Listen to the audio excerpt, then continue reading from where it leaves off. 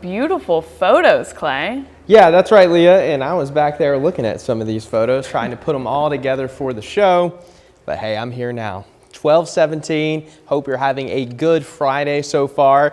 We have some really nice photos from the Cherahela Skyway from earlier today. This credit goes to Arthur Gonterick. He took these photos, I believe it was earlier this week, either Monday or Tuesday.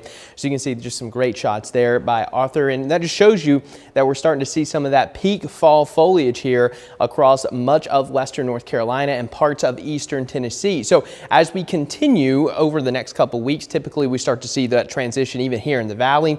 Right now, according to Explore Fall, which is a great resource for fall color, we're just seeing some low color. So a couple of those trees starting to transition here across the valley. But again, if you want to see some good color this weekend, head out to that southwestern tip of western North Carolina. And keep in mind, some communities, especially up towards Asheville, were impacted pretty hard. So they're not really ready for visitors just yet. But here's some areas that you could drive to from our coverage area that are pretty close by that are accepting fall time visitors. So Andrews, Murphy, Highlands, Cherokee, all these communities in North Carolina. And of course, you can also visit places like Ellijay down in North Georgia and Benton, Tennessee. All going to have some really good color coming up here in the next couple of weeks. So it's certainly something to look forward to if you like fall foliage.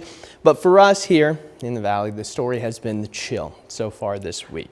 60 degrees in Chattanooga, 59 in Dayton. Now this is pretty comfortable considering earlier this morning we were well into the 30s. In fact, Murphy had a overnight low of 30 degrees. So we've had some really cold mornings, some frost, but outside of that, you know, we've had mild afternoons, and that's exactly what we're going to see today. 70 in Chattanooga, 69 in Athens, 69 in Blue Ridge. So overall, again, really nice conditions. And as far as rain goes, yeah, we're not going to see any of that anytime soon. Clear skies, a lot of calmness going on here across portions of Scottsboro down in northeast Alabama. That's Lake Gunnersville. But we are going to have a warm up coming up. So that's going to be the next thing we're kind of going to be talking about. 74 Saturday, 78 Sunday. But look at this. By next Tuesday and Wednesday, we could be talking low 80s here across the Tennessee Valley. And over the next 6 to 10 days, yeah, warmer than normal temperatures. Looking like a pretty good bet across a good chunk of the southeast. So as we take a look at your futurecast, there's not going to be, a whole lot to show you here. We're going to have clear skies and sunshine from today all the way potentially through next weekend and beyond.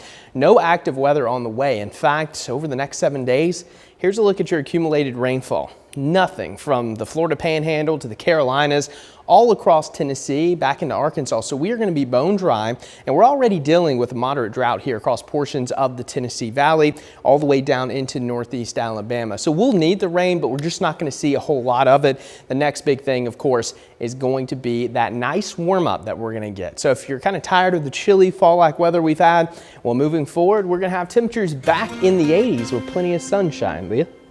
All right. Thank you so much, Clay.